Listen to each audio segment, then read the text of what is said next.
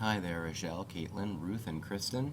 I wanted to send you something here for the break to hopefully help you out a little bit more.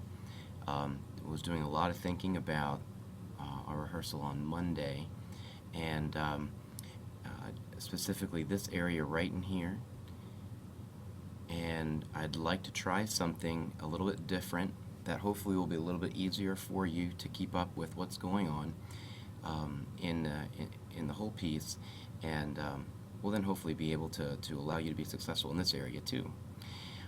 If you recall, this is a spot where pretty much the rest of the band just drops out, and all we hear are flutes. We hear flutes on an A, which is what you guys have, and then the first flutes have a high E. And of course we have 12 whole beats here, and it is much slower, significantly slower.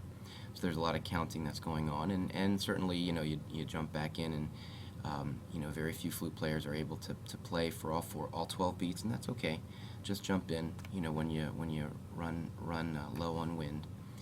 But I think the big problem here is actually in this area here and in this area here, and this is what I really want to talk about today. What I'm going to do is I'm going to I'll send you the link to this cast, and I'm also going to send you a revised printout of what I had given you a few weeks ago. I'd like to change this rhythm completely. Instead of having all eighth notes, I think it will be easier if we eliminate the second eighth note of each group of four. This guy here is going to be gone, this D is going to be gone, and this G is going to be gone. And in its place, we'll just have a quarter note A, and then two eighth notes G and B flat, and then a quarter note C, and two eighth notes B flat and D. So instead of T T T T T T T T T T and moving on and on with your fingers going pretty quickly, we'll kind of slow things down a bit where you have a long note and then two quick ones. So that will give your eyes time when you're playing the A to look ahead to the next three notes, G, B flat, and C. And then as you're playing the long C, you have another little bit of time to look ahead at the next three notes. And I'm hoping that that will help you be successful, so that you will not be lost at this spot.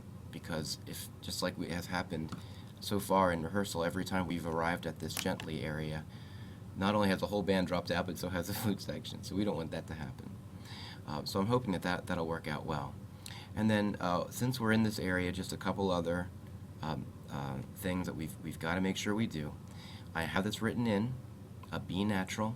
It's not written in your original music. The natural sign isn't, I should say.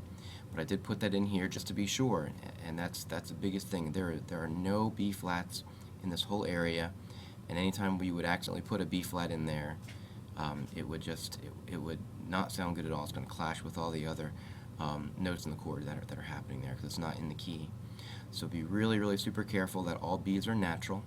The other thing I'm hearing from, especially people in the second flute section, are oftentimes when we have long slurs like this, and here, not so much in here because still some finger issues prevent this from happening, but what I'm hearing in the longer notes that have slurs above them I'm hearing some flute players rush the rhythms.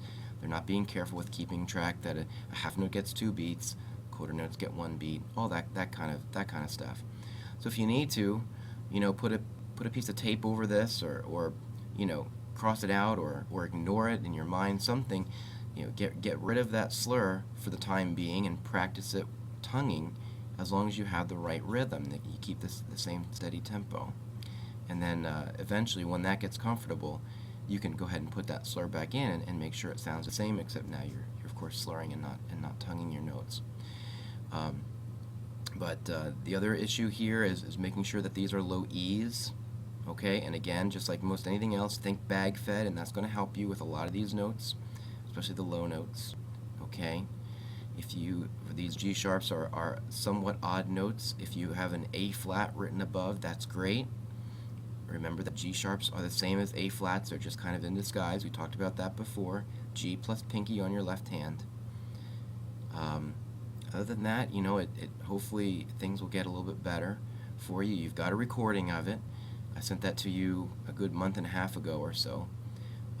But my hope is that somehow that over this break you'd be able to find some time and really work this out so we can be real successful in this spot over the next few rehearsals. I think we have 3 left before the concert. So I think that takes care of it. If you have any questions, go ahead and email me. I'll be checking email throughout the vacation, at least once a day, hopefully twice a day, and so I can get back to you if you have any questions or problems.